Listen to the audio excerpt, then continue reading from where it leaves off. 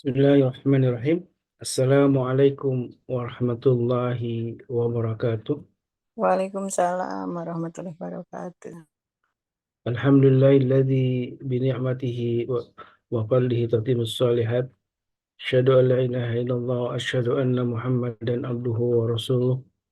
Allahumma shalli wa sallim wa karim wa barik ala nabiyyina wa syafi'ina wa maulana Muhammad wa ala alihi wa sahbihi wa man tabi'ahum bi ihsanin ila yaumiddin amma ba'd. Sahabatku Majelis Quran Indonesia yang dirahmati Allah, Alhamdulillah wa syukurillah. Tidak henti-hentinya kita bersyukur kepada Allah Subhanahu wa Ta'ala atas semua nikmat yang telah Allah berikan. Diawali dengan pujian tentu karena kita telah begitu merasakan kenikmatan yang telah Allah berikan. Kenikmatan dari bangun pagi, Alhamdulillah di pagi ini Allah kembali membangunkan kita dan kembali bisa melaksanakan ibadah-ibadah yang diwajibkan dan juga maupun yang disunahkan. Dan salah satu keutamaan yang Alhamdulillah kita bisa manfaatkan di pagi ini adalah kita bisa bermajlis ilmu bersama guru-guru kita dari Majelis Quran Indonesia. Dan Alhamdulillah guru kita Ustaz Dodi Al-Jambari selalu menemani kita, membersamai kita untuk mempelajari din atau agama ini. Dan di pagi ini sebagaimana biasa di hari Kamis ya, kita biasa mempelajari satu tema penting tentang Hisnul Muslim. Serial Husnul Muslim ini sudah berkali-kali ya kita menjalaninya dan mengkaji berbagai macam tema, dan terakhir kita sudah membahas tentang zikir ya, utama zikir pagi dan petang. Dan sahabatku yang dimuliakan Allah, dan kami mewasiatkan terhadap diri saya sendiri wabil khusus dan juga jamaah semuanya tentang keutamaan bersedekah di pagi hari, karena begitu banyak amal-amal yang sesungguhnya sederhana, tapi ketika kita melakukannya dengan istiqamah, maka disabdakan oleh Nabi kita SAW, termasuk amal yang ahabul ilallah, ahabul amal ilallah, termasuk amal-amal yang dicintai oleh Allah Subhanahu wa Ta'ala. Dan di pagi ini, alhamdulillah, kita juga bisa melanjutkan sebuah tema penting yang insya Allah akan dibahas tentang, temanya memang menarik nih. Dan mungkin bagi sebuah, kalau tidak memahami latar belakangnya, agak aneh dengan istilah adegan ranjang gitu ya. Bang Sedodi Al-Jamal ini paling asik nih kalau nggak bikin judul nih. Masya Allah, tabarakallah. Dan ini adegan ranjang ternyata ya, nanti akan kita simak apa yang disebut dengan adegan ranjang ya. Adegan ranjang, kalau kita pahami tentu semua aktivitas yang ada di ranjang gitu ya. Nah, dan aktivitas yang ada di ranjang ini ternyata lagi-lagi kalau kita berkaitan dengan Hisnul Muslim ya tentu adalah zikir ya, sebagaimana sebuah makna dari Hisnul Muslim itu adalah benteng ya. Benteng seorang muslim ini adalah salah satunya dengan berzikir kepada Allah Subhanahu wa taala. Dan itulah zikir yang salat itu adalah zikir, tapi ada zikir-zikir yang memang dilafadzkan, diucapkan, dan Ibnu Qayyim menyatakan memang ada yang disebut dengan zikir bil lisan, ada yang disebut dengan zikir bil qalb ya. Dan ada zikir dengan hati, ada juga zikir dengan lisan, dan ada paling utama menurut Ibnu Qayyim adalah ketika zikrullah lil abdi, ketika Allah justru mengingat terhadap hambanya, dan itulah memang difirman oleh Allah dan juga disabda oleh Nabi Sallallahu Alaihi Wasallam, ketika kita mengingat Allah, memang Allah akan mengingat kita lebih banyak daripada kita mengingat Allah Subhanahu Wa Taala. Baik, alhamdulillah wa syukurillah, saudari juga sudah hadir, dan siapkan hati kita untuk bisa menerima satu hidayah ya dari Allah, hidangan hidayah melalui sebuah nasihat-nasihat dari guru kita. Dan tema tentang adegan ranjang, eh, tema yang tiap hari kita lakukan sesungguhnya, tapi sering lupa. Ada beberapa adegan yang justru disyariatkan atau disunnahkan oleh Rasulullah, tapi kita lupa untuk melakukannya. Silakan Ustaz. Masya Allah, tabarakallah, sehat Ustaz ya pagi ini. Alhamdulillah bikhair. Masya Allah. Bibarakallahu. Dan adegan ranjang pagi ini alhamdulillah lancar ya. Iya, kadang-kadang orang itu cuma dengar sekilas tentang apa tuh gitu ya, langsung asosiatif. Eh, Sama kayak begini, kalau saya mau nunjukin apa namanya eh, posisi Kama Sutra ke orang gitu, pasti asosiatif tuh. Maksudnya, jadi memang judul itu memang yang Anda bikin selalu berusaha untuk asosiatif. Apa sih yang dimaksud? Jadi begitu kayak, jadi bahasanya gini, Rasulullah SAW dan Allahnya itu kalau ingin memberitahukan sesuatu, itu biasanya dikulik dulu curiosity-nya orang. Kalau Allah ngabarin tentang sesuatu, wa ma adraka ma bla bla bla gitu kan ya. Atau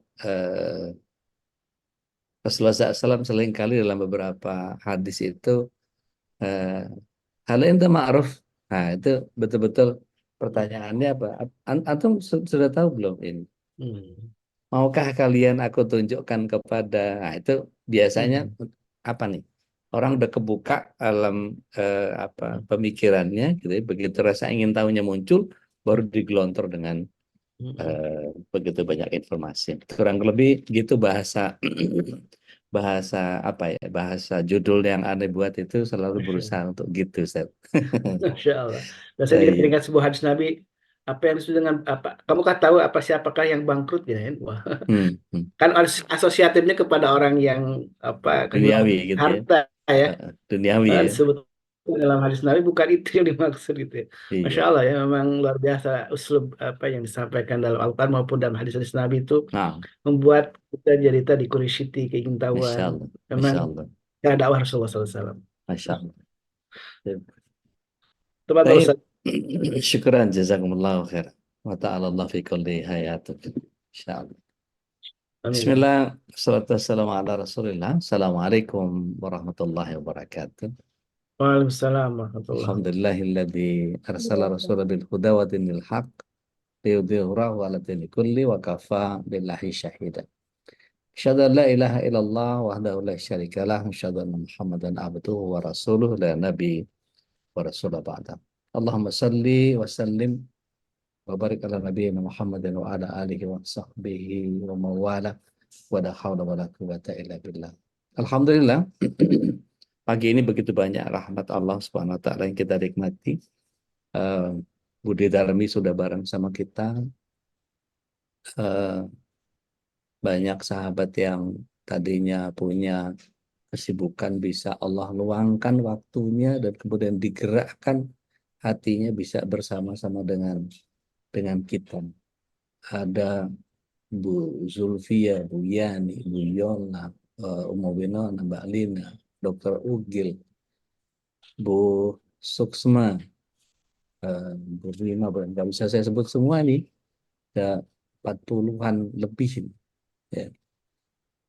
Eh, Semuanya mudah-mudahan Allah SWT senantiasa berikan keberkahan kepada hidup kita, Amin. berikan hidayah, berikan iradahnya, diberikan kepada kita keutamaan-keutamaan dan ilham-ilham terhadap kedekatan kita, makin membuat kita makin cinta kepada Allah SWT, makin sayang kepada Rasulullah SAW. Dalam sebuah doa eh, Rasulullah SAW itu eh, menyatakan Allahumma inna as'alukal hubbaka wa hubba man yuhibbuka wa amalan ladzi yuballighuni hubbaka. Wahai Allah, aku mohon kepadamu cintamu dan cinta orang yang mencintaimu dan amalan yang mengantarkan aku menggapai cintamu. Itu bagian yang seringkali kalau dibacakan Allah akan melembutkan hati kita insya Allah. Itu ya, saya tulis di chat ya. Baik, Bismillah kita akan membahas tentang adegan ranjangnya yang Rasulullah SAW satu-satunya manusia yang ketika disebut-sebut namanya oleh begitu banyak wanita, tidak ada pria yang cemburu.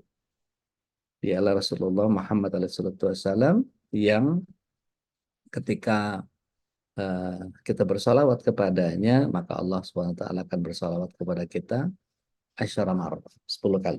Ya.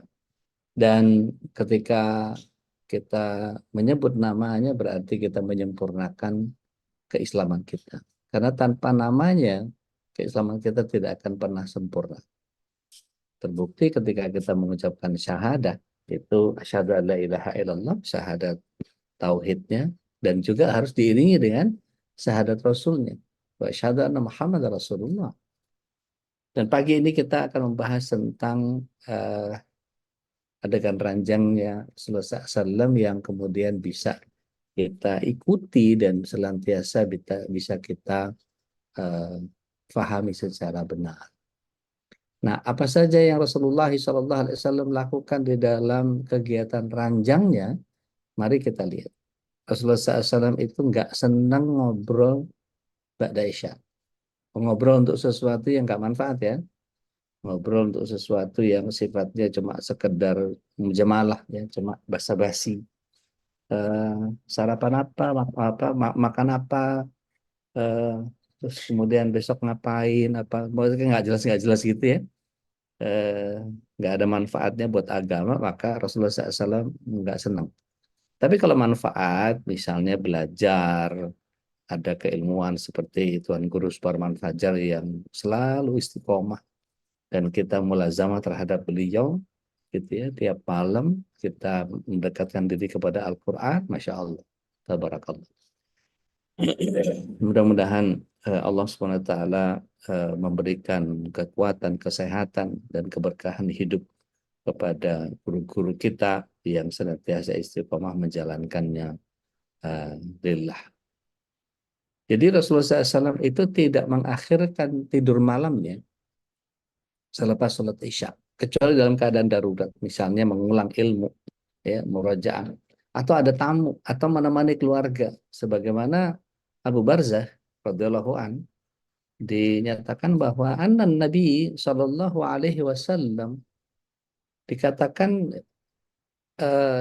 yakrahu naum, ya, nggak nggak suka tidur itu, dikatakan qabla salatul isya, sebelum sholat isya, ya, wal haditha, jadi ngobrol-ngobrol ba'daha, ya, ngobrol setelah isya itu menjadi bagian yang kemudian tidak beliau senangi. Artinya apa? Kalau kita setelah selesai sholat isya di kita berapa? Jam 8? Ya udah, jam 8, jam 9. Kecuali kita bahas tentang sesuatu yang tadi saya bilang, ikut kajiannya Tuan Guru Suparman Fajar, tadabbur Quran, gitu ya. Atau kita kalau di Sabtu itu ada sekolah ayah bunda yang kemudian ini insya Allah manfaat untuk kita, gitu. Itu nggak ada masalah, gitu ya. Malah mendapatkan ilmu, gitu. Tapi tidak lebih dari jam 9 sebaiknya sudah dilakukan tidur. Bahkan anak-anak kita sebaiknya jam 8 sudah tidur, supaya hitungan 8 jam tidurnya itu bisa pas di subuh. Subuh kita sekarang jam 4.24, gitu ya. Sekarang tepat ini adalah waktu syuruk, gitu ya. Jadi ada kawan-kawan yang syuruk dulu baru gabung juga nggak ada masalah. Malas ini lambung saya agak ngaco ini. Mungkin ada makanan atau ada hal yang lain yang mengganggu. Nah, biasanya Rasulullah SAW itu wudhu terlebih dahulu sebelum tidur. Jadi sebelum tidur itu dalam keadaan sudah berwudhu terlebih dahulu.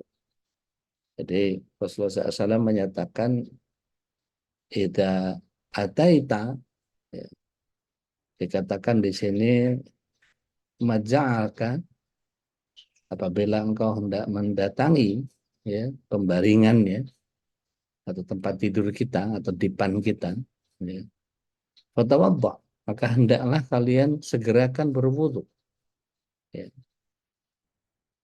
Wudu aka lissalah, seperti wudu pada saat kita ingin melakukan sholat. Kenapa? Pertama, Rasulullah SAW itu sudah mengajarkan kepada kita di dalam wudhu itu ada penghapusan dosa, gitu ya. Dan bahkan dalam setiap penjelasannya itu kita membasuh wajah kita, maka setiap dosa-dosa yang ada dari pandangan kita, dari lisan kita, itu kalau ada dosa maka rontok bersama dengan tetesan wudhu kita. Begitu juga ketika kita membasuh tangan kita. Apa yang dikerjakan oleh tangan kita itu adalah bagian yang akan digugurkan juga oleh Allah Subhanahu wa taala. Begitu juga dengan apa isi kepala ini. Ya, yang ketika kita basuh dari depan ke belakang sesuai surat 5 ayat 6, kemudian apa yang kita dengar gitu ya pada telinga, kedua telinga, eh, itu juga akan digugurkan dosanya bersama dengan itu. Begitu juga dengan kaki yang kita sela-sela jari kakinya gitu. Ketika meyakinkan bahwa air semua terliput atau meliputi seluruh bagian tubuh kita, karena barang siapa yang dalam tubuhnya 1 dirham itu tidak terkena atau sebesar dirham tidak terkena oleh wudhu, maka neraka bagi. Kan ngeri banget ya. Jadi artinya kita harus menyempurnakan wudhu kita. Terlebih pada pelajaran yang sebelumnya, kalau kita ingin mengerjakan sholat syukur wudhu, gitu ya, itu Rasulullah SAW juga mengatakan bahwa barang siapa yang menyempurnakan wudhunya, kemudian dia berdiri menghadap kepada hati dan wajahnya kepada sholat itu, maka Allah SWT menjamin kita untuk masuk surga, insya Allah. Gitu. Jadi ada jaminan-jaminan yang kemudian ketika kita kerjakan sebelum itu. Jadi wudhu, sholat syukur wudhu, gitu ya. Dan kemudian kalau Abu Hurairah itu menambahkan dengan witir sebelum tidur. Abu Bakar As-Siddiq radhiyallahu anhu menambahkan qiyamul lail sebelum tidur. Tapi kalau beliau bangun tahajud, beliau ulang lagi atau beliau kerjakan lagi tahajudnya tanpa witir tentunya, karena tidak ada witir 2 kali dalam satu malam. Witir dengan witir, ganjil sama ganjil dalam satu malam, dia akan menjadi genap, ya. Jadi boleh pilihannya. Kalau Rasulullah SAW menyatakan la witraini fil laila dalam hadisnya, itu maknanya adalah bagian yang ketika ada 2 tempat di dalam mengerjakan witir. Maka yaitu kalau kita di Ramadan jelas ya, ada qiyamul Ramadan yang kalau dikerjakan di luar Ramadan menjadi qiyamul lail, gitu ya, ba'da salat Isya. Kemudian yang satu lagi adalah tahajud, ketika kita setelah tertidur dan kemudian bangun, bangkit, yaitu wujud, maka kita kerjakan tahajud. Nah, harus salah satu witirnya. Kalau sudah witir bersama dengan imam di tarawih, maka tidak perlu lagi witir di tahajud. Atau kita menghindari witir sama imam di masjid tarawih. Kita mengakhirkan witirnya di akhir, di tahajud, karena sudah terbiasa seperti itu, boleh, nggak ada masalah. Jadi kok ditanya, mana yang lebih utama, Ustaz? Rasulullah SAW pernah menyampaikan bahwa barang siapa yang sholat witir bersama dengan imam, itu dia dihitungnya sholat sepanjang malam sampai subuh.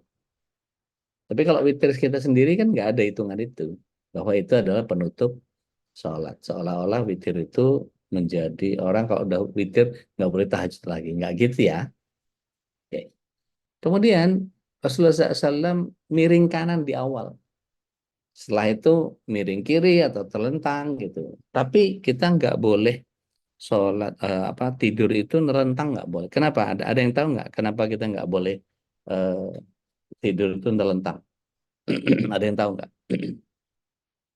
Bahaya Ustadz. Ya, karena lehernya pasti sakit. Kalau nerentang itu, tang paling kecil pun juga pasti krik krik krik krik garing ya, bercandanya pagi-pagi ya.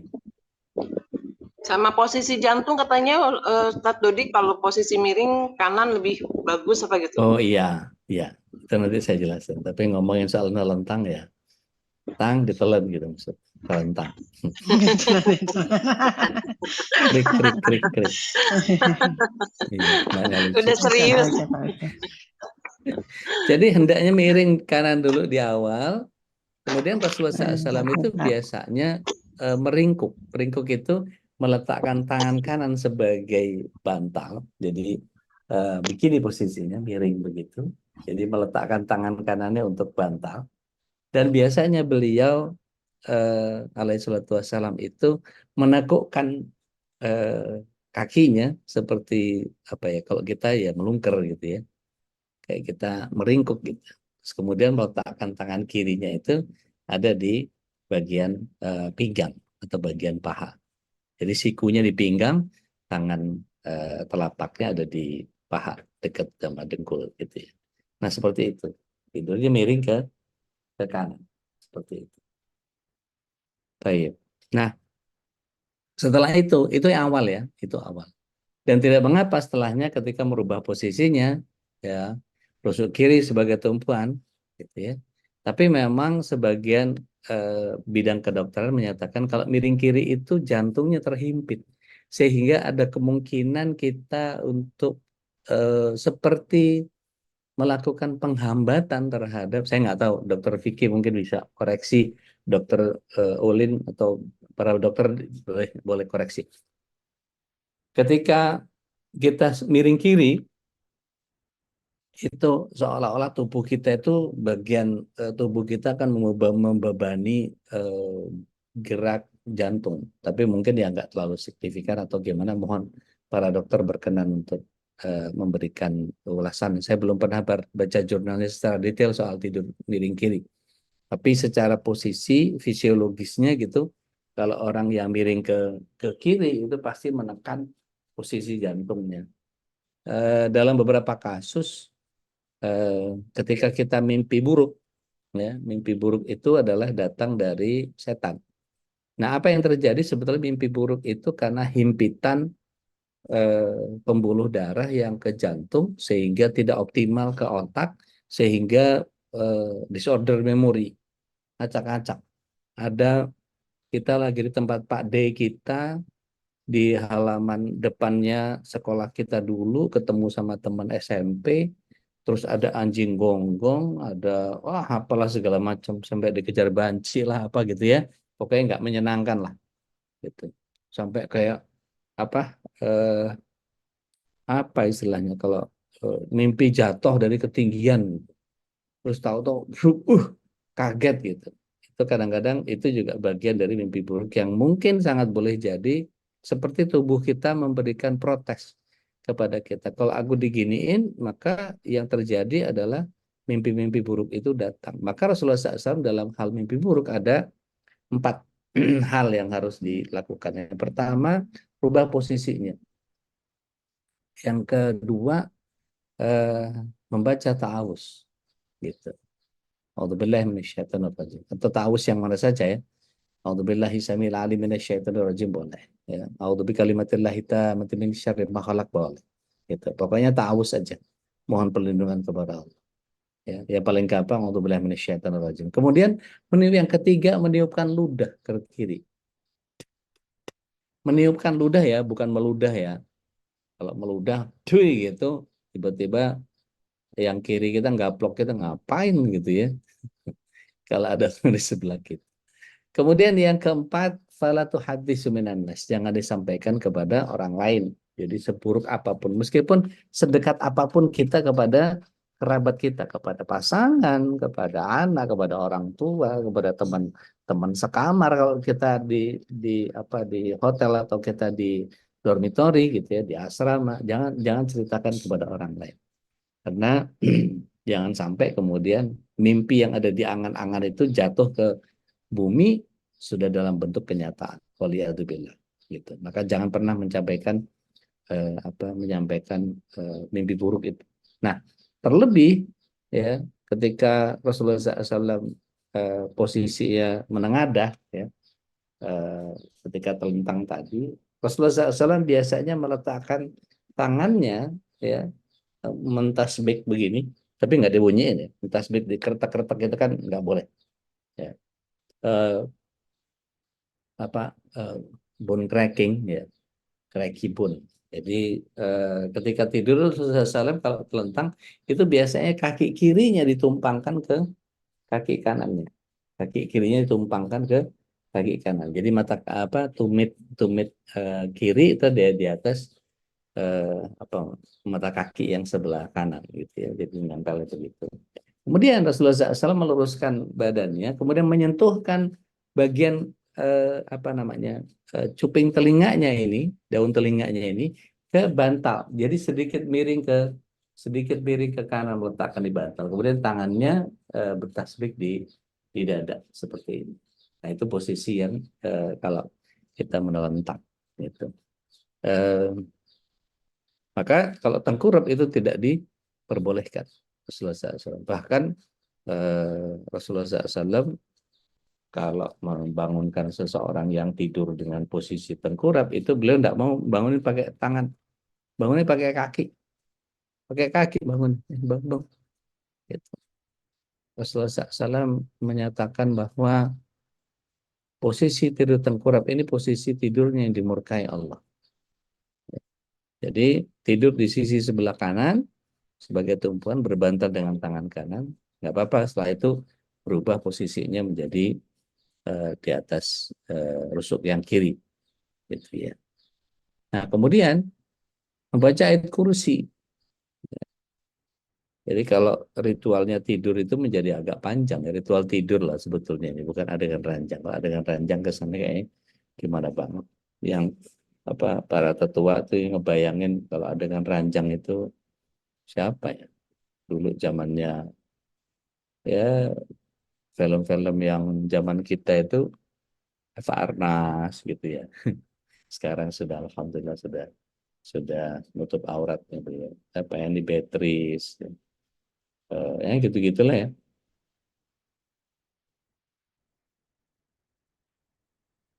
Masih ingat Ustaz? Iya, eh, bagian dari masa lalu. Kemudian membaca ayat kursi ini dikatakan bahwa barang siapa yang membaca ayat kursi ketika akan tidur, maka Allah senantiasa menjaganya dan tidak akan didekati setan sampai subuh. Ini fadilahnya Masya Allah. Gitu. Jadi dalam sehari kita ini eh, baca ayat kursinya berapa kali? Ada yang tahu? Berapa kali dalam sehari? 3 kali. Minimal 6 kali udah kalau saya. Kurang. 7 Ustaz. Kurang.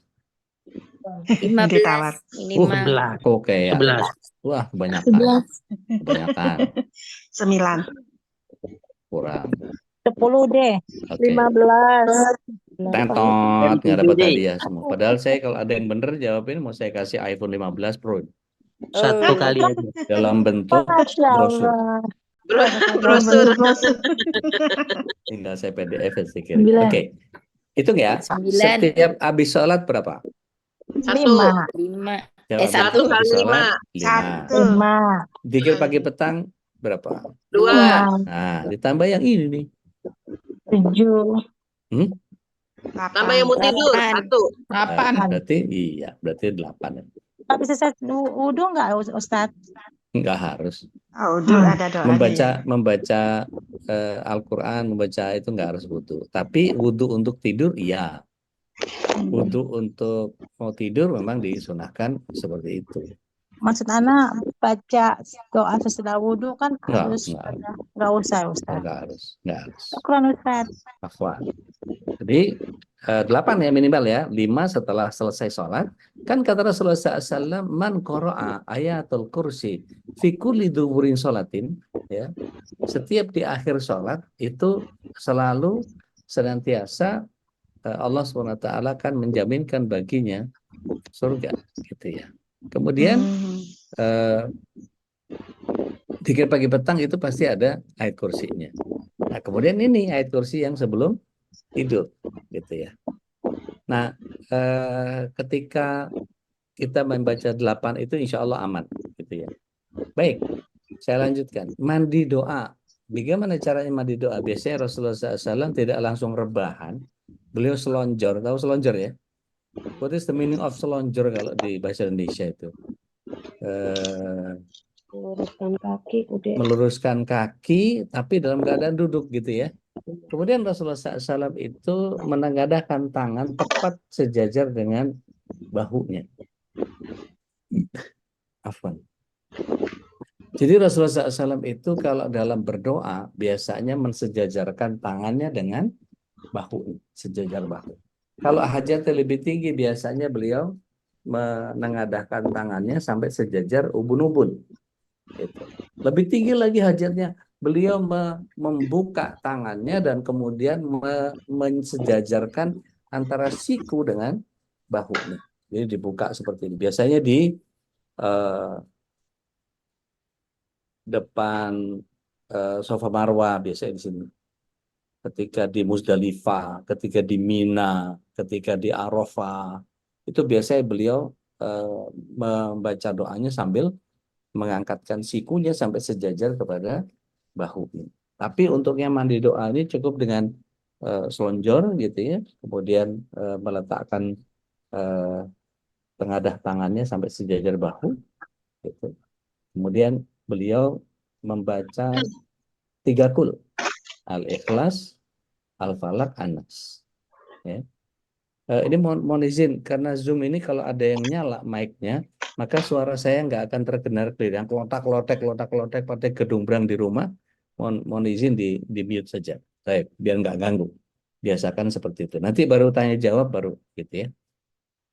Syukran jazakumullahu khair. Begitu Rasulullah SAW membaca 3 kul, jadi ada 3 set ya. Satu setnya adalah membaca 3 kul. Al-Ikhlas, Al-Falaq, An-Nas, kemudian selesai ditiupkan ke telapak tangannya. Ditiupkan telapak tangan, baru kemudian diusapkan ke wajah, ke kepala, ya, kemudian ke pundak, ke tangan, kemudian ke perutnya, terus ke paha sampai ke lutut. Nggak usah sampai ke jari-jari kaki, nggak usah di sela-sela gitu, nggak usah. Ya cukup semampunya saja. Yang bawa-bawa sampai pinggang apa segala macam. Kalau ada yang frozen shoulder biasanya ke belakang-belakang susah tuh. Nggak sampai situ.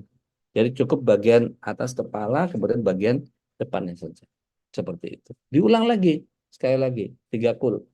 Al-Ikhlas, Al-Falaq, An-Nas, tiup, kemudian baca lagi. Terakhir diulang lagi sampai sebanyak 3 kali. Begitu. Jadi mandi doa yarhamukallah. Kemudian Rasulullah SAW membaca surah As-Sajdah ya dan surah Al-Mulk. Wah, nggak tidur-tidur dong Ustaz. Enggak, justru kita boleh sambil play MP3 gitu ya. Di base itu kalau kita buka di QBase maksud saya, the best Quran base maksudnya. Di Quran base itu begitu kita buka Al-Quran, kemudian kita pilih Al-Quran yang mana, ada macam-macam, itu colek di apa namanya ayatnya, itu langsung nongol, nanti ada tab yang muncul, kemudian putar murotal, itu langsung kita pilihin gitu ya, langsung kita kasih bookmark, tinggal ditarik yang pita merahnya sebelah kanan itu, kita tarik, kemudian kita putar murotal As-Sajdah dengan Al-Mulk. Ya, kita tinggal play, jadi sambil ngikutin, nanti lama-lama kita seperti murajaah gitu. Jadi begitu. A'udzubillahi minasyaitonirrajim. Tabarakalladzi biyadihil mulku wa huwa ala kulli syai'in qadir. Alladzi khalaqal mauta wal hayata liyabluwakum ayyukum ahsanu. Ngangkat genset ya. Maka itu bagian yang kemudian kalau toh selesai itu, maka Allah SWT akan menjaga kita dan para malaikat dalam lelap kita tetap mencatat kita dalam keadaan seperti orang yang sedang membaca Al-Quran. Begitu ya. Hani. Tolong. Nah, kemudian membaca doa. Ya. Bismika Allahumma amutu wa ahya. Ustaz, saya pernah ngajarin anak dengan Bismika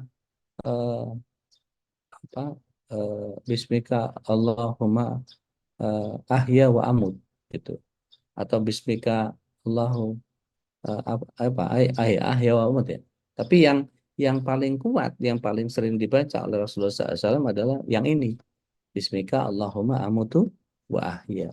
Beberapa ulama menyatakan kenapa bukan ahya wa amut gitu. Kenapa bukan hidup dan mati, tapi mati dan hidup? Karena tidur itu adalah mati dalam terminologi ruhnya ditahan oleh Allah Subhanahu wa taala. Ya, jadi Allah yang menggenggam ruh kita ketika kita tidur. Kemudian Allah kembalikan lagi ke kita, dihidupkan lagi. Jadi mati dulu baru hidup.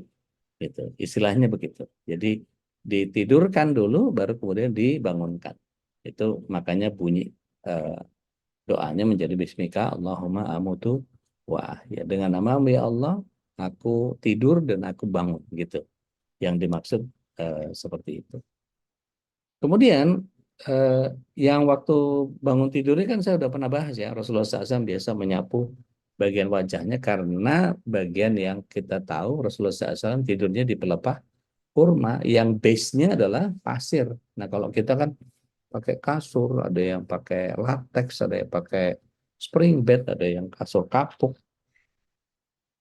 ada yang kasur busa dengan jaminan 10 tahun lah, super foam apalah segala macam gitu. Nah itu kemudian kalau toh menganggap bahwa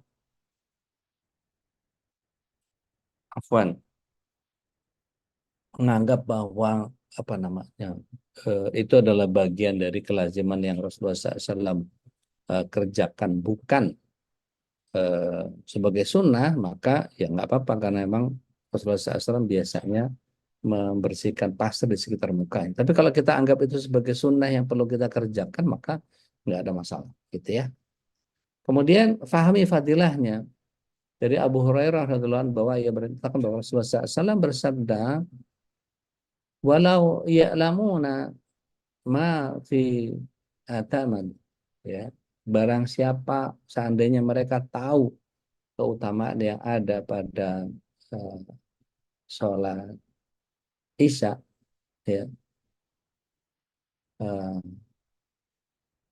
wasubhi, ya, dan juga subuh, gitu ya, la tauhuma walau, ya, jabwa. Jadi dia pasti akan mendatangi, ya, sambil merangkak. Artinya ketika di hadis yang lain, hadis Ahmad dan Tirmizi menyatakan bahwa sungguh berat sholat subuh dan isya bagi orang yang di dalam hatinya ada nifak, ada kemunafikan. Ya. Maka Rasulullah SAW dalam hadis itu dinyatakan bahwa seandainya mereka tahu keutamaan yang ada pada sholat isya dan sholat subuh, itu pasti mereka akan mendatangi sambil merangkak. Artinya kalau kemudian coba misalnya gitu, DKM Masjid menyampaikan di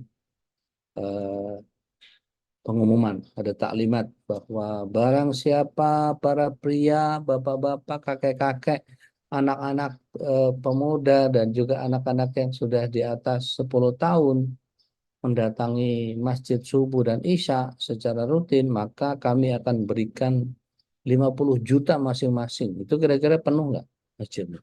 Wah, penuh banget itu. Membludak. Membludak pasti. Tapi seandainya mereka tahu kata Rasulullah SAW, pasti mereka mendatangi dengan merangkak. Kira-kira apa yang bikin orang bisa merangkak ke masjid itu? Ngebela-belain. Kira-kira fadilahnya kayak apa itu? 5M kira-kira ngerangkak nggak? Kalau dijanji 5M, gitu. Nggak usah 5M. 5 juta aja udah, wah, ngerangkak orang. Berangkat. Atau dikasih 50M gitu, wah, udah pasti berangkat itu. Meskipun mesti harus ngesot-ngesot ke sana. Padahal Rasulullah SAW menjanjikan, sesiapa yang mengerjakan sholat fajar, sholat sunnah fajar, dikatakan bahwa rakaat ini fajri khairu minad dunya wa ma fiha. 2 rakaat di waktu fajar, semua ulama bersepakat bahwa yang dimaksud di sini adalah sholat qobliyah, ya, subuh, atau disebutnya sholat fajar. Maka Khairu minad dunya wa ma fiha.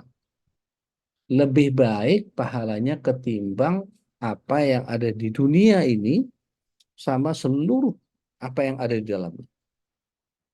Jadi kumpulkan eh, batu cincin atau tidak hanya di Rawabening gitu ya.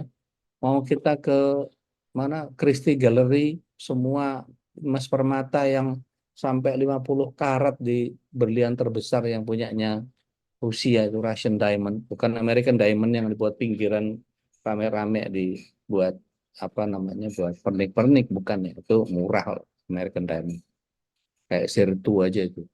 Tapi kalau Russian diamond yang udah menguning, belum lagi yang apa namanya mutu manikam yang ada di apa tiaranya atau mahkotanya para raja gitu ya, punyanya Ratu Elizabeth apalah segala macam gitu, punya eh, pokoknya semua deh, kumpulkan semua mutu manikam, ada yang punya bacan, punya apa baiduri, bulan apa segala macam, yaspis, kumpulin semua batu-batu itu seluruh dunia, korek semua itu ya, hasil tambang yang kemudian menjadi mulia di kita, platinum, emas-emas semua, kumpulkan semuanya.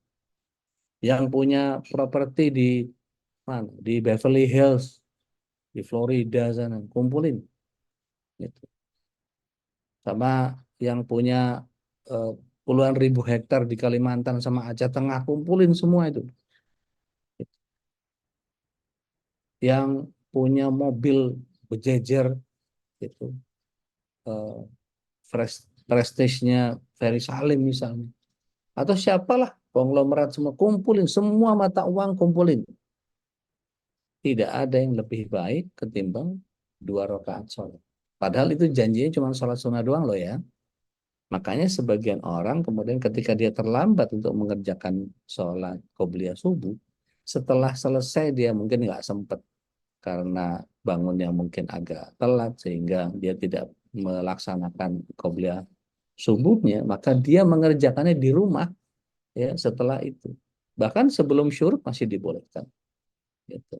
Jadi nggak apa-apa kita mengganti itu. Jangan sampai kita kehilangan apa namanya, kehilangan fadilahnya. Gitu. Nah kemudian barang siapa yang sholat isya dengan berjamaah, pahalanya seperti sholat setengah malam. Barang siapa sholat isya dan subuh dengan berjamaah, maka pahalanya seperti sholat semalam penuh. Jadi memang orientasinya yang namanya eh, tidur malam itu sebetulnya orientasinya buat sholat. Gitu. Jadi eh, pastikan anak-anak kita, suami kita, eh, keponakan kita, anak-anak kita, pokoknya para pria lah, gitu ya. Betul-betul bangun itu dalam keadaan fresh, seger, gitu ya. Sehingga setidaknya kalau tidur malam itu ya dibuat betul-betul mulai dari jam 8, jam 9 deh paling lama. Atau kalau kita ada pekerjaan yang nggak terlalu penting, jam 10 udah paling parah itu. Coba kita hitung dari jam 10 gitu sampai jam 4 itu berapa jam? 10, 11, 12, 13, ya, jam 1, jam 2, 3, 4, 7 jam, lumayan lah. Gitu. Maka nanti digantikan dengan qailullah, tidur sebelum zuhur atau setelah zuhur.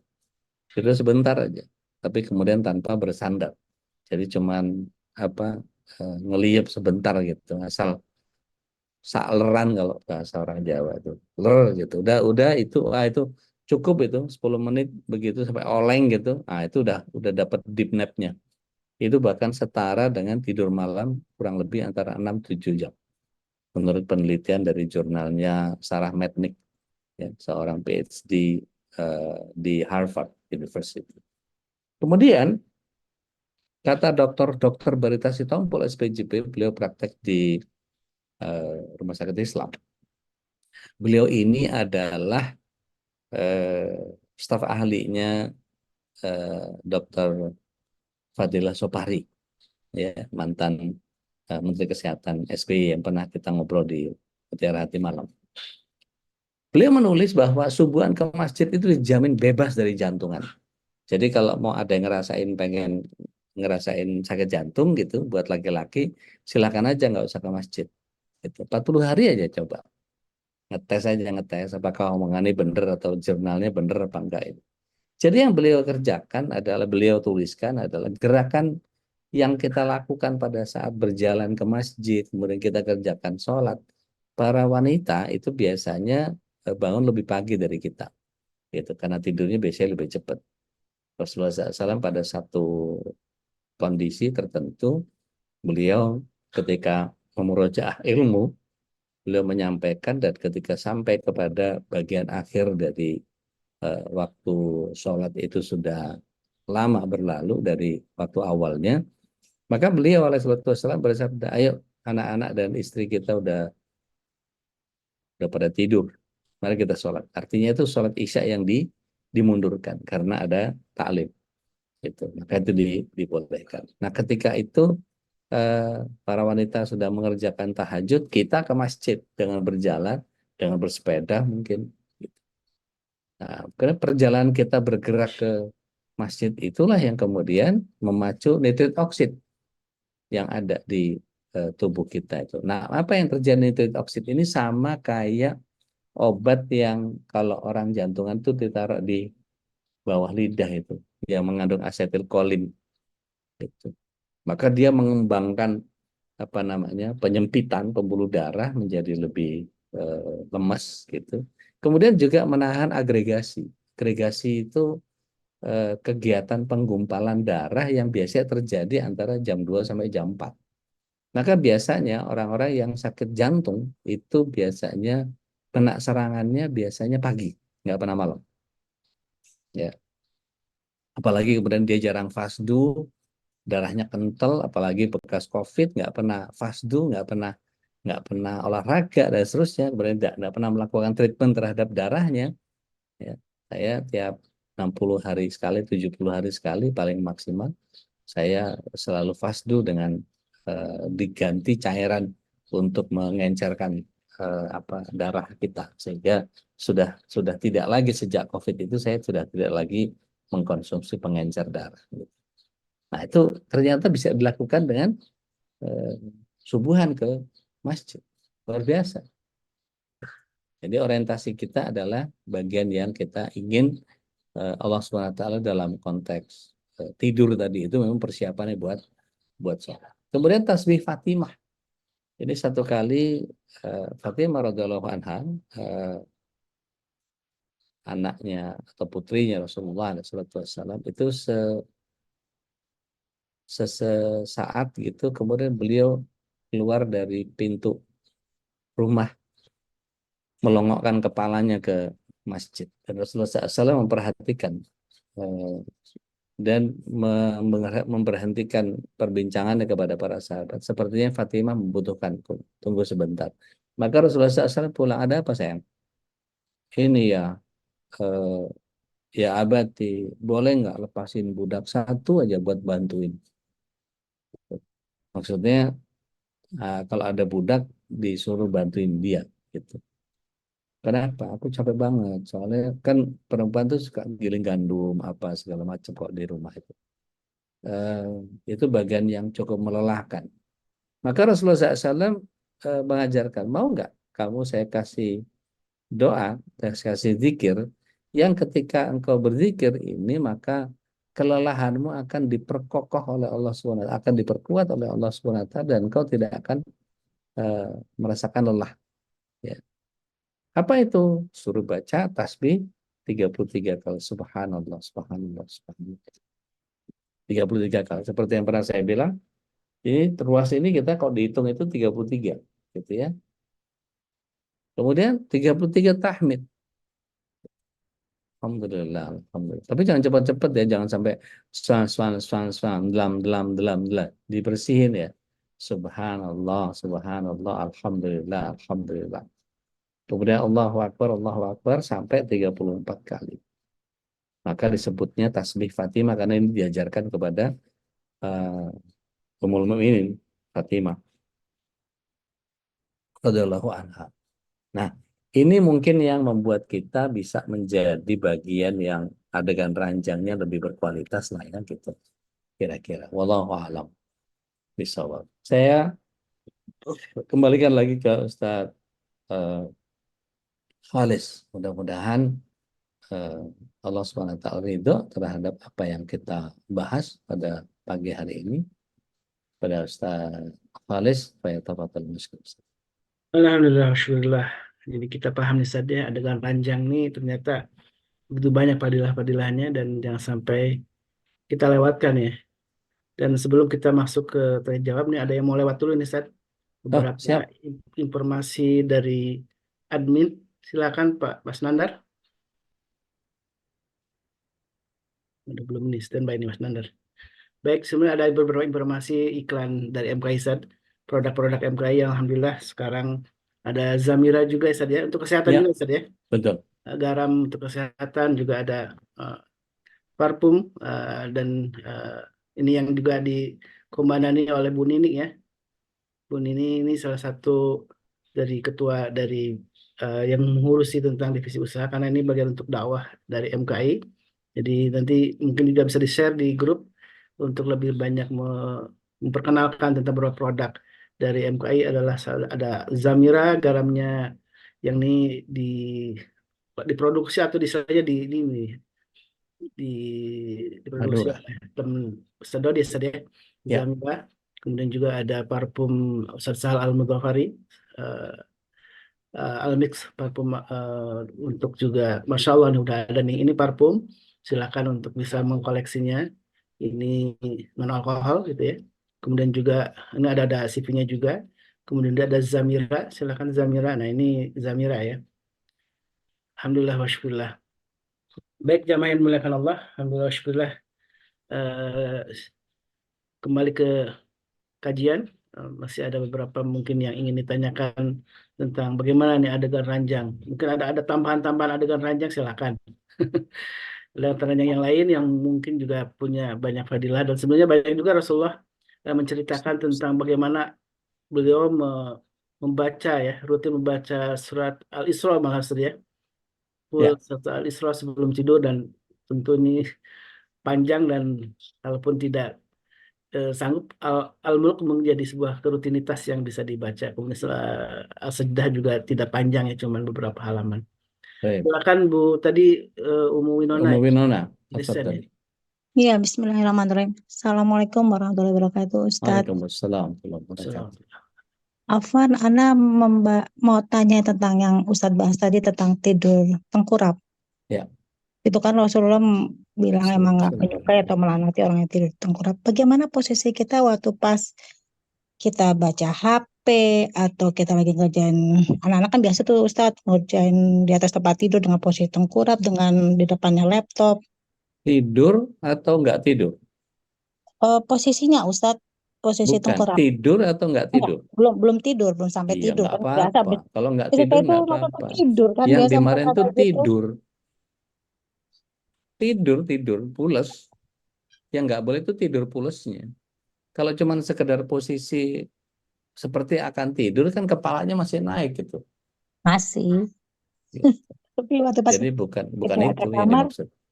kita bangunkan ya Ustadz ya, kalau saat tertidur ya Ustadz. Iya, Iya, ya, Ustadz baik. Ahmad Taib. Syukuran jazakallah ya atas Afwan, barakallahu fiik. Baik, Dia mangga. Bu Dia. Assalamualaikum. Ya, Assalamualaikum. Waalaikumsalam warahmatullahi Ini wabarakatuh. mau tanya, kalau sudah tahajud kan biasa kita witir gitu ya. Ya. Nah, ketika witir kan witir 3 rakaat. Tapi baru 1 rakaat gitu, ternyata kita mendengar azan gitu. Nah, witirnya dijadikan 1 rakaat atau dilanjutkan saja gitu. Gimana? Salah Gimana? lihat jam. Boleh dulu. Salah Ya. lihat jam.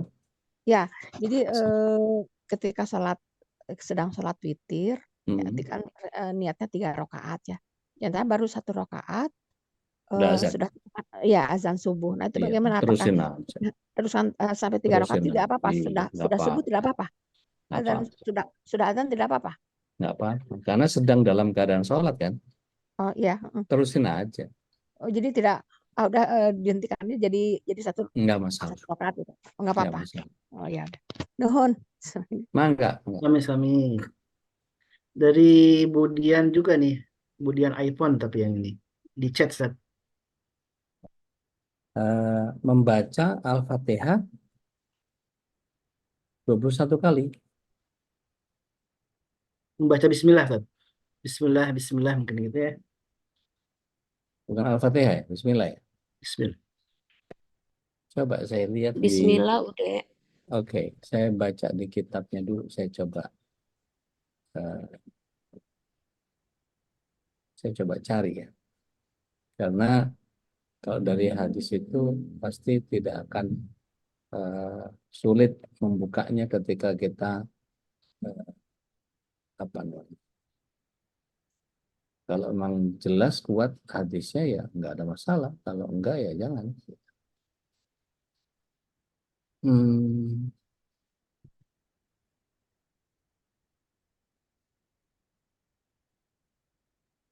iya, hadisnya saya lihat kurang kuat.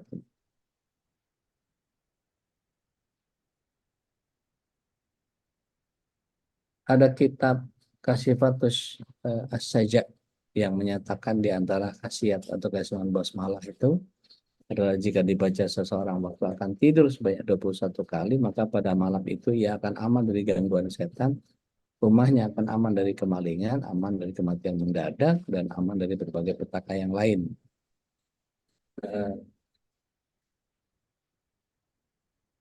Cuma hadisnya memang kurang kuat. Mungkin ini amalan ulama ya. Wallahu a'lam. Saya coba cari di kitab besarnya juga sebentar. Di dalam kitab syamilah.net itu ada sekitar 30.000 hadis, 30.000 kitab, maaf. 30.000 kitab. Kalau hadis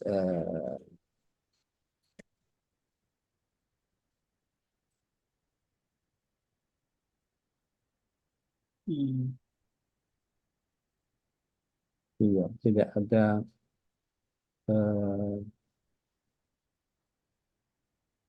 iya, mohon koreksi, tapi saya belum menemukan apa namanya, belum menemukan hadis yang kuat untuk ini. Mungkin ini apa namanya,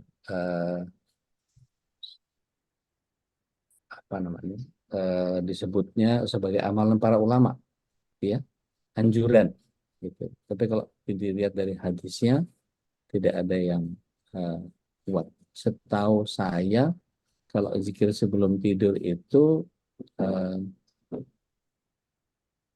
Al-Ikhlas, Al-Falaq, An-Nas, gitu ya, yang kuat itu. Kemudian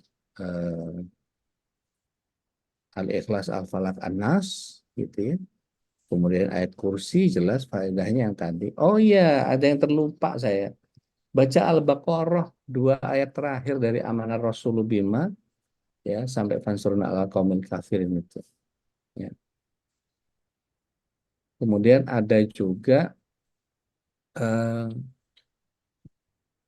yang doa yang bunyinya Bismika Rabbi wada'tu jambi wa bika arfa'u fa in amsakta nafsi farhamna wa in arsaltaha fahfazha bima tahfaz bihi ibadakas salihin.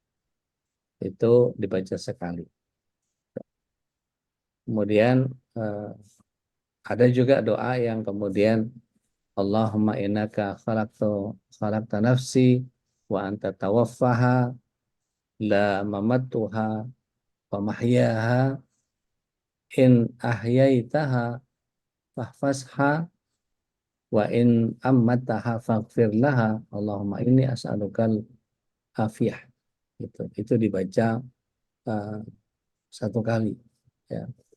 Ada juga lafaz yang lain, Allahumma kinni azabak yauma taba'atu ibadak, gitu.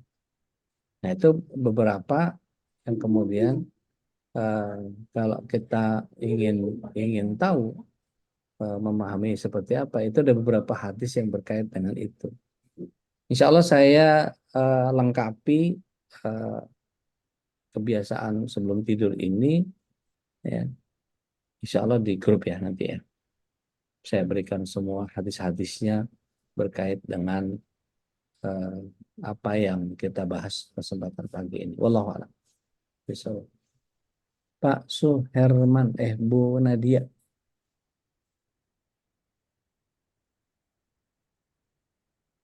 Nah, itu Ustaz Holis nulis tuh. Kami tidak tahu landasan. Syukran, Ustaz. Mbak Nadia, Bismillah, udah apakah baik jika jika sebelum tidur itu disuarakan agak keras di depan? Oh, boleh, untuk pengajaran nggak ada masalah. Pak Herman di Bengkulu. Assalamualaikum Ustaz. Waalaikumsalam warahmatullahi wabarakatuh. Ketika kita berwudu ke tempat tidur kemudian bangun ke toilet lagi, apa kita mesti berwudu lagi? Syukuran pencerahannya. Kalau kita ingin menjaga wudu, monggo silahkan, nggak ada masalah. Artinya kalau batal, terus kemudian kita perutnya lagi masalah gitu ya, bentar-bentar lepas wudu, bentar-bentar lepas wudu, bentar-bentar lepas wudu, ya sebaiknya cukup sekali itu saja, gitu. Maka kita niatkan untuk itu. Atau ketika kita udah terbaring tidur, maka yang terjadi sudah langsung sudah langsung kita anggap saja bahwa niat kita untuk berwudu tadi sudah. Ketika lepas ya sudah. Kalau enggak tidur kita wudu aja terus lepek yang ada gitu. Ya, jadi cukup sekali saja Pak Herman. Wallahu a'lam. Bisa. Tedina mangga. Assalamualaikum, Dek. Waalaikumsalam warahmatullahi wabarakatuh. Yang mau tanya aja tadi terkait kalau kita mau tidur kan bisa yang ayat-ayat panjang yang Ya. tadi kayak muluk sajdah gitu. Terus kadang ada Ar-Rahman Yasin gitu, saya yang kan ada di YouTube itu yang memang udah satu set itu yang Ya. untuk menghantar tidur gitu.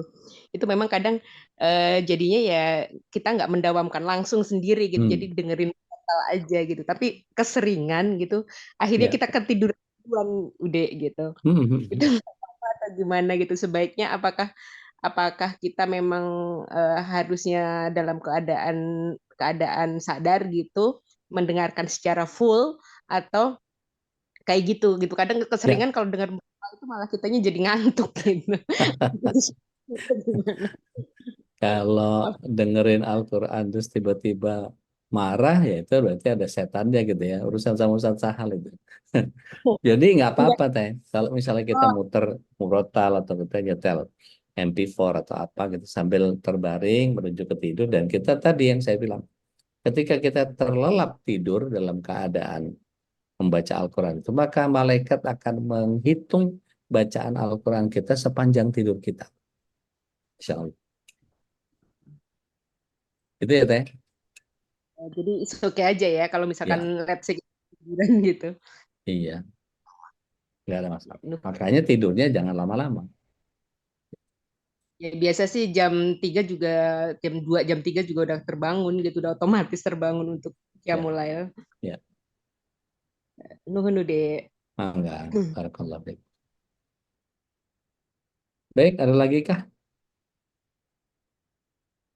Bu Sri, monggo, silakan. Assalamualaikum Pak Ustadz. Waalaikumsalam warahmatullahi wabarakatuh.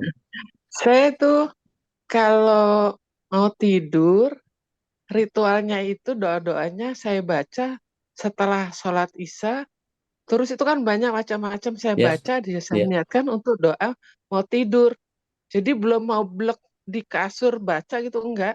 Tapi saya baca setelah Isya itu boleh nggak ya Pak Ustadz? Tapi boleh, ya boleh ya Pak? boleh, Oh ya udah, nggak ada ya masalah. Alhamdulillah. Ya, Jadi syukran Pak misalnya Ustadz. sambil selesai dzikiran ba'da sholat, setelah berdoa, terus kita baca as-sajdah, kita baca al-mulk, belum terbaring, masih Iya. duduk di ba'da sholat, nggak apa-apa. Kan memang niatnya Oh, habis itu tidur kita. iya betul-betul. Iya, Iya. nggak ada masalah. Baik Pak Insyaallah. Ustadz, Taib, syukran, barakallah jazakallah fiik. khair. Berkadari, barakallah fiik. Taib, ada lagi yang lain? Kalau nggak ada, saya mohon Mau nanya izin. Pak Ya, Ustadz. monggo, silahkan. Dengan siapakah? Bu Elvi ya? Iya, Bu Elvi Ya, Pak Ustadz. mangga. Bu Elvi, silahkan. Ini Pak Ustadz, pada bulan Ramadan, pada umumnya 10 hari sebelum Idul Fitri, itu kita Ya, di sini sholat tahajud, oke. berimam. Cuma Ya, waktu ruku itu, imamnya itu lama banget Pak Ustadz. Kadang-kadang bisa 10 menit lebih. Itu setelah kita baca ya Subhanarabbil azim wa bihamdi itu ada nggak surah atau doa khusus untuk pas ruku itu Pak Ustadz? Sekian Pak Ustadz. Baik, Bismillah, salatu wassalamu ala Rasulillah. Saya nggak tahu kalau ada amalan seperti itu, tapi sependek pengetahuan saya, nanti coba kita tanya para fuqaha atau nanti saya PR membaca beberapa kitab yang kadang-kadang amalan-amalan yang tersembunyi begitu hanya pada bagian-bagian yang kemudian hanya dikhususkan pada orang-orang tertentu. Nah, ini yang kemudian membuat kita menjadi sulit kan mengikutinya. Itu biasanya datang dari amalan-amalan yang kemudian ada yang mengatakan bahwa ini amalan khusus, tidak ada di hadis. Nah, itu kan mulai curiga kita kalau udah begitu. Jadi sebaiknya tanyakan kepada imamnya, ini ada syariatnya nggak? Syariat ini dari mana gitu. Jadi tanyakan ke beliau.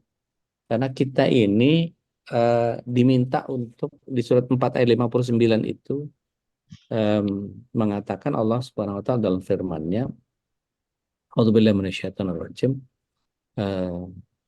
Ya ayyuhalladzina amanu atiullaha wa atiur rasul wa ulil amri minkum fa in tanaza'tum fi syai'in farudduhu ilallah wa rasulih in kuntum tu'minuna billahi wal yawmal akhir dzalika khairu wa ahsanu ta'bida.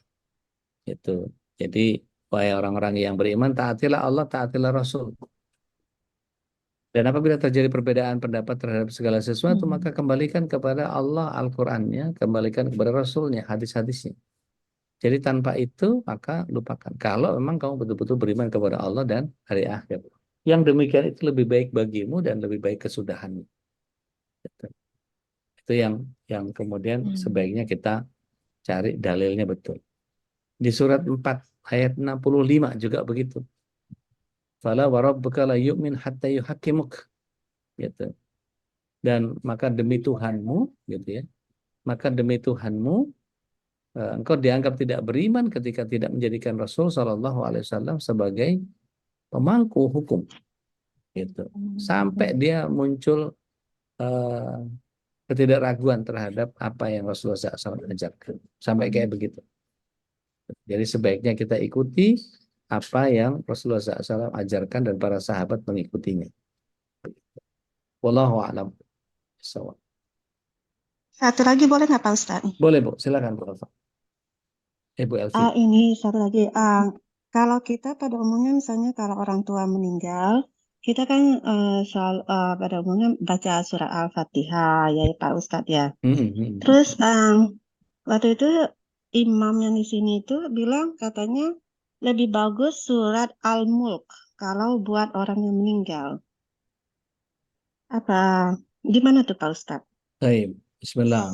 Jadi bingung saya Pak Ustadz. Ya. Jadi mana yang harus Pegangan, dibaca Bu. gitu Pak Ustadz? Pegangan loh. Bismillah, salatu wassalamu ala Rasulillah. Ketika seseorang meninggal itu, kalau kita ingin menghadiahkan doa kepada si mayit, itu ada beberapa perdebatan panjang di antara para ulama itu. Jadi Imam Ibnu Katsir dan Imam Syafi'i menyatakan bahwa kalau kita baca Al-Fatihah buat si mayit itu nggak akan sampai. Cuma dua itu saja. Dua imam itu saja. Imam Syafi'i dengan Imam Ibnu Katsir menyatakan bahwa kalau kita baca Al-Fatihah, kirim Al-Fatihah untuk si mayit, itu nggak nyampe.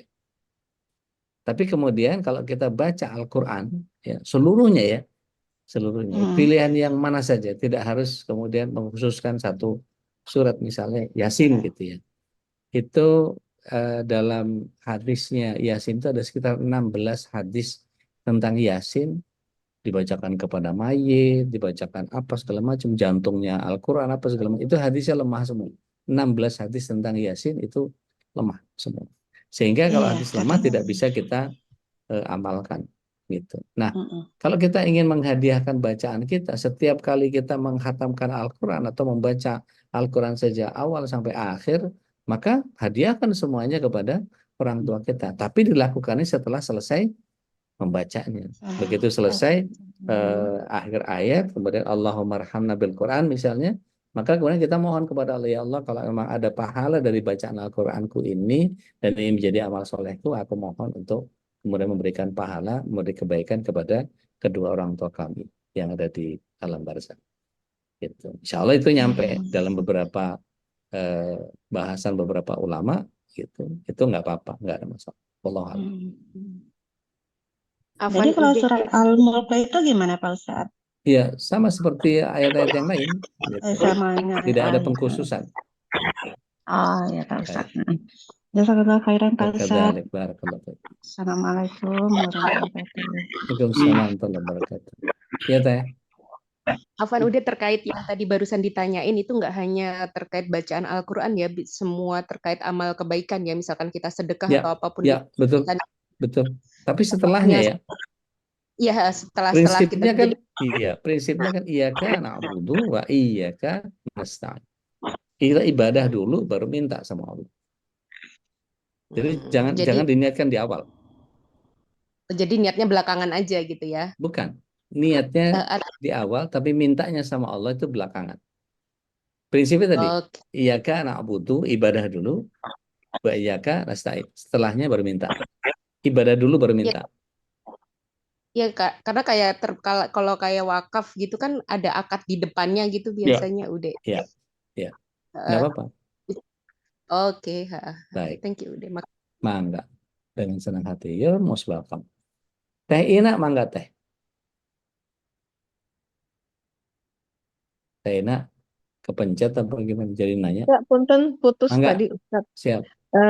Nyambung tadi pertanyaan yang ada mayit. Kalau mayitnya masih ada gitu di rumah tuh kita ngaji apa aja gitu Ustadz atau apa? Bagaimana Ustadz? Jenazahnya ada gitu. Iya. Iya, seperti tadi saya bilang kalau jenazah masih ada, maka bacakan surat untuk kita sendiri, setelahnya kita mintakan kepada Allah setelah kita baca. Oh iya. Jadi ngajinya itu pas mayit ada, tapi pada saat nggak ada pun Iya, berapa terus hari itu saja. ngaji terus aja, baru iya. kita niatkan gitu ya Ya, Ustadz ya. Jadi betul. surat apapun ya Ustadz ya. Betul, betul. Iya. Hatur nuhun Ustadz. Mangga. Saya Nadia, mangga. Iya, bismillahirrahmanirrahim. Assalamualaikum, Dek. Waalaikumsalam warahmatullahi. Jadi gini, misalnya ketika kita lagi berzikir, terus ada yang mengaji. Nah, kadang kan suka nggak konsen tuh, tiba-tiba jadi ikutan lafaz ngaji juga. Ya. Nah, apakah sebaiknya kita ikut yang ngaji dulu, berhenti dulu zikirnya, atau gimana? Udah biar enak itu, biar khusyuk zikirnya. Baik, bismillah. Wassalamualaikum ala Rasulullah. Berarti ada orang di sekitar kita yang zikirnya keras gitu ya? Kita lagi ngaji, nah terus kita lagi zikir, nah ada yang ngaji di depan kita gitu keras, gitu gimana tuh Dek? Baik, ngalah kalau ada yang orang ngaji, ngalah. Yang zikir dengan baca Quran, biarkan yang baca Quran yang lebih keras suaranya. Tapi kalau antara orang yang baca Quran dengan sholat, maka yang baca Quran harus melirihkan suaranya. Tapi kalau yang baca Quran sama zikir, lebih utama baca Quran. Gitu. Tapi kalau baca Quran sama sholat, yang sholat ngalah. Gitu. Wallahu a'lam. Gitu ya Teh? Ya, baik Dek, makasih. Dengan senang hati. Assalamualaikum warahmatullahi wabarakatuh. Ada satu lagi Ustaz di Mangga. chat. Abah. Mangga, Abah. Oh. Assalamualaikum warahmatullahi wabarakatuh. Waalaikumsalam warahmatullahi wabarakatuh. Abi izin bertanya nih, konsultasi. Mangga. Jadi gini, ketika kita lagi sholat berjemaah, itu sholat zuhur dan asar, di sebelah kita ini bacaannya tuh luar biasa. Imamnya sir nggak bersuara, dia malah nyaring. Yeah. Nah, itu ketika selesai sholat, saya dengan lembut saya pegang pundak kiri karena saya sebelah kirinya. Saya usap pundaknya sambil saya bisikin, Bapak mohon izin kalau sholat gini suaranya jangan dinyaring karena kiri kanan kita itu akan terganggu. konsentrasinya. Nah, saya pikir dengan ucapan, dengan saya ngomong yang santun, tidak ada yang dengar, harapannya dia memahami. Ternyata berapa jam kemudian beredar tuh di grup, ya, dan dia bilang saya tidak akan mau dekat dengan Usairi lagi. Saya nggak mau dengan ini, pokoknya saya nggak mau, katanya gitu. Nah, sekarang solusinya gimana itu? Sudah beredar fitnah seperti itu. Nah, saya harus ngapain tuh, Pak? Syukran. Kalau memang ingin klarifikasi, Bismillah, salatu wassalamu ala Rasulullah. Tunjukkan surat yang ke-7 ayat 204 itu. Ikan apa ya? 7.204. Iya. Sampaikan. Dan hadis tentang bahwa orang sholat itu, ya, dalam kaidah beberapa fikih sholat, itu tidak perlu jamaah bahkan membaca seperti apa yang dibaca oleh imamnya. Karena cukup kita berimam, maka semua bacaan kita, ada beberapa ulama yang menyatakan bahwa cukup buat kita sholat berjamaah itu menggantikan bacaan kita sesuai dengan bacaan imam. Di surat 7 ayat 204 itu kan jelas ya. Walladzina idza qara'al Qur'an fastami'u lahu wa ansitu lahu wa ansitu. Dan La'allakum apabila turhamun. dibacakan Quran, Ya. Dan apabila dibacakan Al-Qur'an maka diamlah dan simaklah. Diam, dengar gitu. Semoga engkau mendapatkan rahmat. Artinya apa? Kalau dia keras, dan itu hadisnya adalah bicara tentang ketika Rasulullah SAW sholat. Rasulullah SAW mendengar ada orang yang membaca keras sholat itu. Kemudian, ini riwayatnya Abu Hurairah, radhiyallahu anhu, hadis Muslim. Beliau selesai sholat, balik badan, tadi siapa yang baca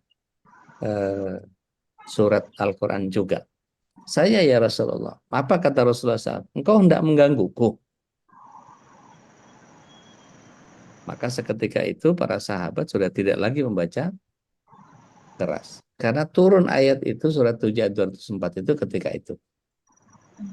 Jadi sejak saat itu kemudian, jadi kalau boleh Abah sampaikan bahwa surat 7 ayat 204 itu sebagai landasan dan kemudian hadis yang berkait tentang asbabun nuzulnya.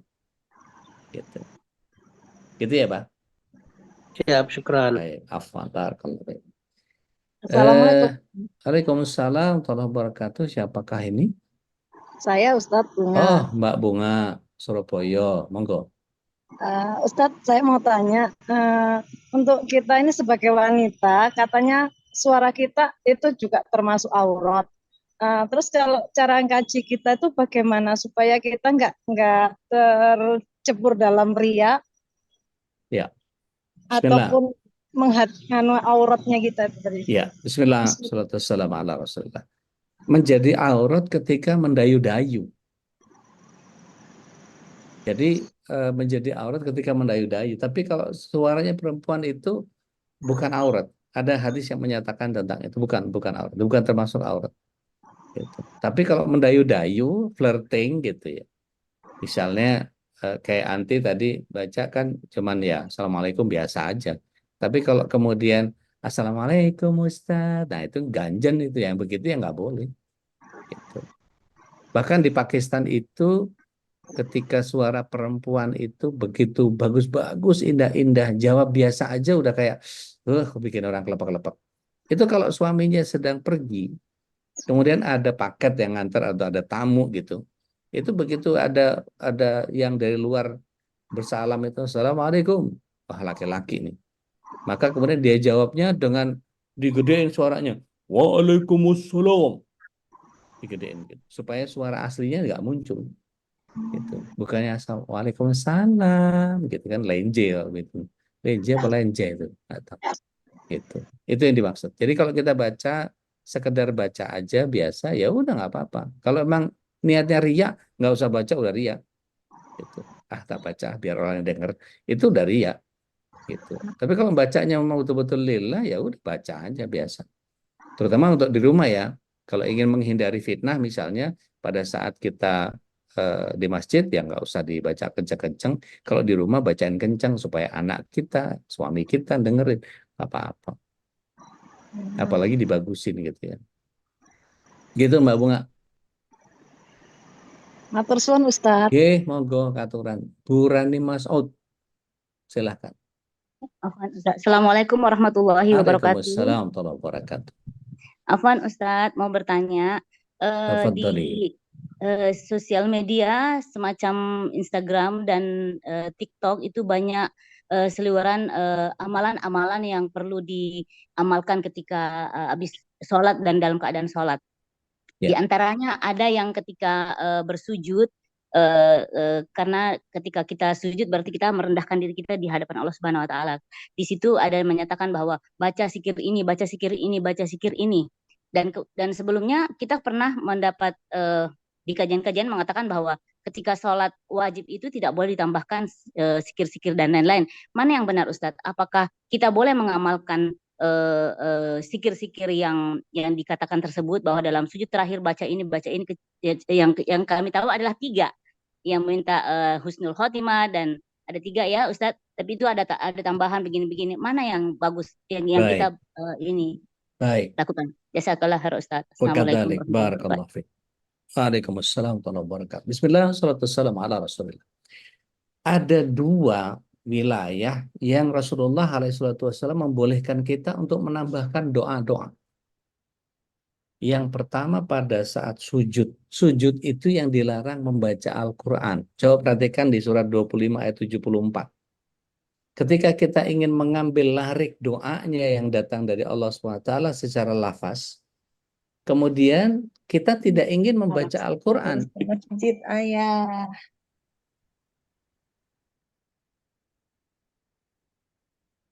Ketemu nggak, Mbak Barani? Surat 25 ayat 74. Itu kalau dibaca dari awal, walladzina yaquluna. Nah, itunya walladzina yaqulunanya nggak usah. Langsung dibaca pada saat doanya saja. Rabbana hab lana min azwajina wa min dzurriyyatina qurrata a'yun waj'alna lil muttaqina imama. Itu boleh dalam sujud. Tapi walladzina yaqulunanya nggak boleh. Jadi kita cuma sekedar ngambil ayatnya saja. Menambahkan doa yang lain, monggo silahkan. Tapi sebagian ulama menyatakan jangan dilakukan pada saat sholat berjamaah. Karena kita akan menyelisih imam. Jadi adanya imam untuk diikuti. Imamnya berdiri, maka kita berdiri meskipun doa kita belum selesai. Kan ada tuh, ada orang yang kemudian suka nambahin dalam pengertian. Imamnya sudah berdiri, masih sujud aja lama. Maka itu tidak dibolehkan. Kadangnya adanya imam untuk diikuti. Afwan Ustaz. Artinya ketika kita sholat sendiri boleh ya Ustaz ya? Boleh. Afwan. Nah, satu lagi. Setelah sujud, kemudian satu lagi sebelum salam. Afwan. Jadi begitu innaka hamidum majid. Kemudian disunahkan untuk baca perlindungan yang 4 itu. Allahumma inni a'udzubika min adabil kubri wa a'udzubika min adabil jahannam. Kalau sholat ingat. Adabil jahannam wa a'udzubika min syarri fitnatil masihid dajjal. Ya, masih dajjal. Nah, itu setelah itu boleh lagi nggak nambahin yang tadi yang kita mohon? Misalnya untuk keluarga kita, leluhur kita, misalnya Rabbana fir lana dzunubana wa liwalidayna warhamhuma kama rabbawna shighara. Boleh, Ustaz. Terusin lagi, boleh, nggak ada masalah. Afwan. Sampai kepada salam. Tapi balik lagi, ini hanya untuk sholat yang munfarid. Sendiri, munfarid ya. Iya, itu ya. Baik. Afwan, jazakallah khair. Wa kadzalik barakallahu fiik. Ibu Ida Trias Cibitung, kalau pada sholat maghrib kita ketiduran, isyanya tertinggal, terbangun jam 11 malam langsung sholat isya, boleh? Ya, sholat malam di jam 1 pagi boleh, nggak ada masalah, sebangunnya aja. Butia Bandung, kalau ada azan kita mau wudhu, apakah kita tunda dulu wudhunya nunggu azan selesai? Boleh juga, tapi meneruskan juga nggak apa-apa. Tapi kehilangan kesempatan salah satu ngambil sunnahnya. Jadi kalau kita mau rinci sunnahnya, pasti ada yang ketumpuk-tumpuk dan kemudian dibolehkan kita untuk melewatkan itu. Tapi azan itu boleh kita sambil wudhu, nggak apa-apa. Kalau mau nunggu, kita ikutin azannya, kita ikuti, kan biasanya wastami wa'id gitu kan ya. ketika dibaca kemudian kita ngulang bacaannya si muadzin. Itu yang disunahkan seperti itu. Maka kemudian kita selesai Allahumma baca doa setelah setelah azan itu, baru kemudian kita wudhu, nggak apa-apa, mau ditartib begitu. Enggak juga, nggak apa-apa. Gitu ya. Wallahu a'lam. Ustaz Afwan, ini aneh jam 7 mesti ada kelas lagi nih Ustaz. Baik, alhamdulillah, syukurlah. Ana langsung pamit ya, izin ya Ustaz. Alhamdulillah, wastaghfirullahaladzim. Afwan minni, assalamualaikum warahmatullahi wabarakatuh.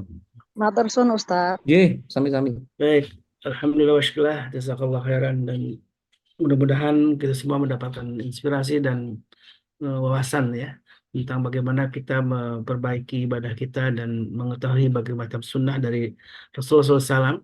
Salah satunya tadi yang sudah dibahas oleh guru kita adalah tentang bagaimana kita sunnah-sunnahnya sebelum tidur ya. Dan tentu ini mudah-mudahan menjadi amal dari juga bagi guru kita, dan juga tentu untuk kita yang rutin ibadah, rutin ikut kajian di pagi hari ini. Dan insya Allah besok jangan lupakan juga ikut kajian bersama guru kita, Tuan Guru Suparno Fajar, yang akan membahas tentang fadilah atau keutamaan dalam tadabbur surat Al-Fatihah insya Allah.